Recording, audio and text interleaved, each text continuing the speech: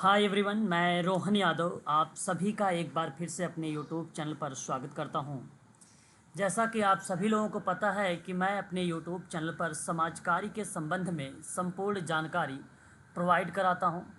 आज मैं आप लोगों से डिस्कस करने वाला हूं यूनिट नंबर 1 से संबंध में, यूजीसी नेट सोशल वर्क से संबंध में कुछ महत्वपूर्ण प्रश्नों पर। आप सभी को मैं बता दूं कि मैं अपने यूट्यूब चैनल पर यूजीसी नेट सोशल वर्क की ऑनलाइन क्लासेस नया बैच मैंने स्टार्ट कर दिया है दिसंबर 2024 के लिए। इसकी फ़ीस मात्र 4000 रखी गई है। यदि आप किस्तों में जमा करना चाहते हैं तो 2 किस्तों में आप फ़ीस जमा कर सकते हैं, 2500 रुपये करके, यानी 1000 रुपये आपका यहाँ पे ज़्यादा लग जाएगा किस्तों में। वन टाइम पेमेंट करेंगे यूजीसी नेट सोशल वर्क की क्लास के लिए तो आप 4000 में क्लासेस जो है परचेज़ कर सकते हैं।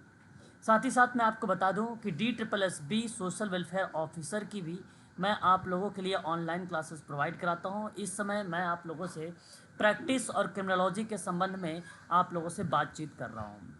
DSSB की जो फीस रखी गई है मात्र 1999 रुपये रखी गई है। इसका क्लास का जो समय है मॉर्निंग में 6:30 है। वहीं अगर हम बात करते हैं यूजीसी नेट दिसंबर 2024 के लिए, इसकी क्लास का समय है शाम 7 PM, ठीक है।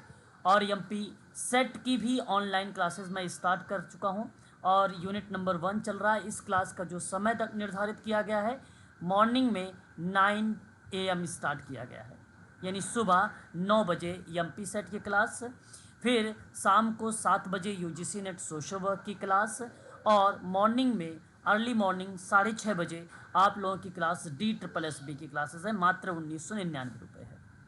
यदि आप अधिक जानकारी चाहते हैं यूजीसी नेट की क्लास के लिए, DSSB के लिए, एमपी सेट के लिए और एमपी पीएससी सोशोलॉजी के लिए, तो आप हमसे संपर्क कर सकते हैं। मेरा कॉन्टैक्ट नंबर है 8506031308, या तो आप दूसरा नंबर है 7827550998 पर भी हमें व्हाट्सएप और कॉल के माध्यम से संपर्क कर सकते हैं।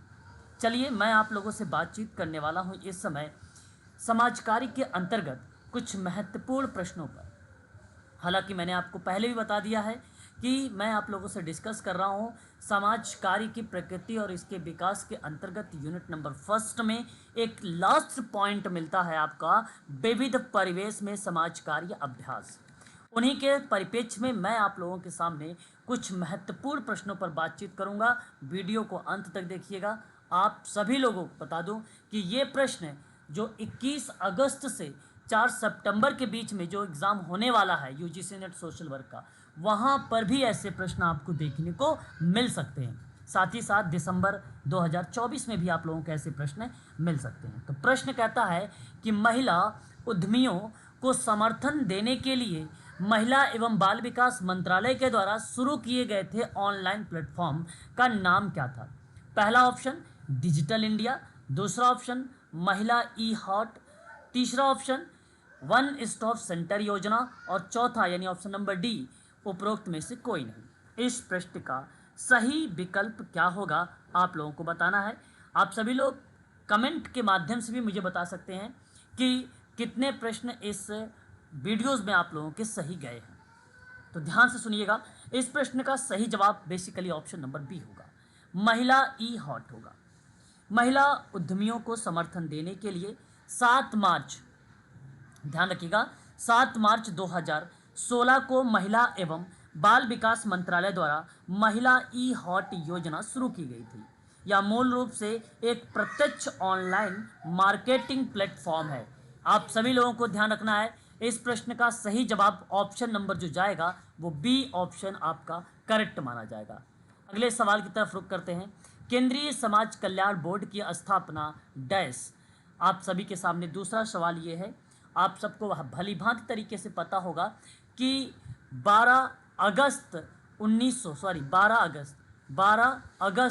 1953 दुर्गाबाई देशमुख की अध्यक्षता में केंद्रीय समाज कल्याण बोर्ड की स्थापना की गई थी।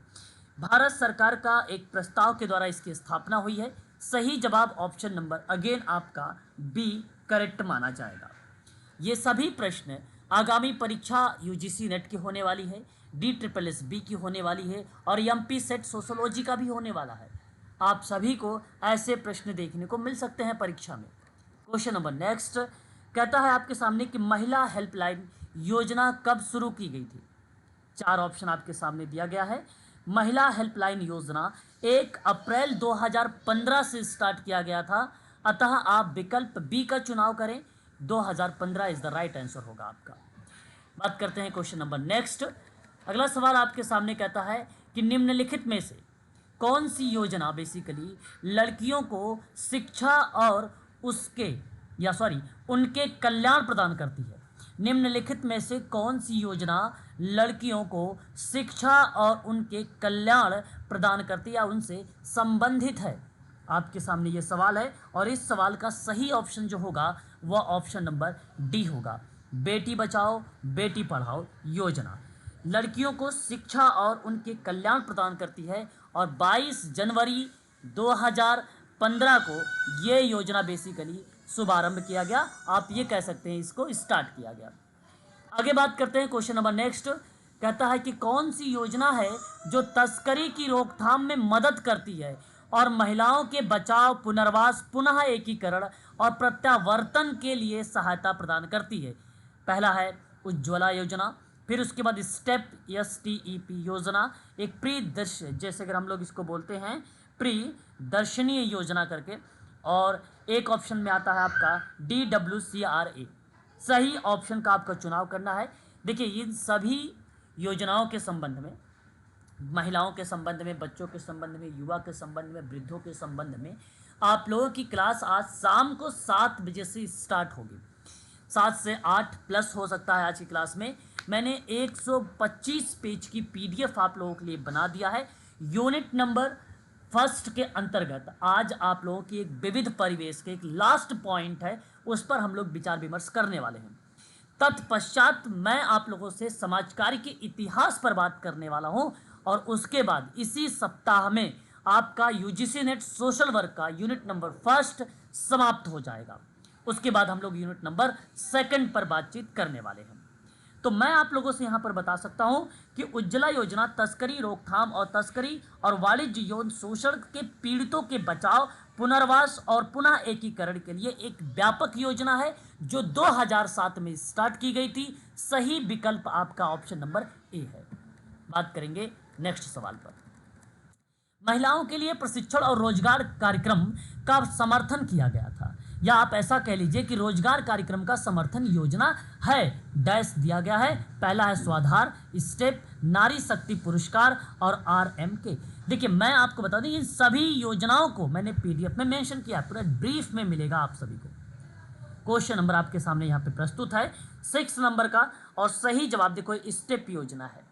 सही जवाब ऑप्शन नंबर विकल्प अगर हम बात करेंगे बी का, तो बेसिकली महिलाओं के लिए प्रशिक्षण रोजगार कार्यक्रम का समर्थन है जो महिलाओं को रोजगार देने वाले कौशल प्रदान करता है। बेसिकली ऑप्शन नंबर बी आपका करेक्ट होगा। आगे बात करेंगे क्वेश्चन नंबर नेक्स्ट पर। प्रियदर्शनी योजना प्रदान करती है, किससे संबंधित है? आपके सामने 4 ऑप्शन है। यहाँ देखिए महिला सशक्तिकरण से है, बिल्कुल सही जवाब। मध्य गंगा के मैदानों में आजीविका से संबंधित है प्रियदर्शनी योजना, बिल्कुल सही जवाब। महिलाओं को कानूनी, राजनीतिक, स्वास्थ्य समस्याओं का समाधान करने के लिए सशक्त बनाने के संबंध में है क्या प्रियदर्शनी योजना? बिल्कुल सत्य जवाब। ऑप्शन डी कहता है कि उपरोक्त सभी सही है। बिल्कुल आप भी यही बात कहें कि ऑप्शन नंबर डी आपका करेक्ट माना जाएगा। प्रियदर्शनी योजना के दृष्टिकोण में ये 3 के 3 ऊपर जो पॉइंट्स लिखे गए हैं ये विकल्प आपके सत्य हैं, इसलिए ऑप्शन डी सही माना जाएगा। क्वेश्चन नंबर नेक्स्ट है, इंदिरा गांधी मातृत्व सहयोग योजना वर्ष डैश में शुरू किया गया था।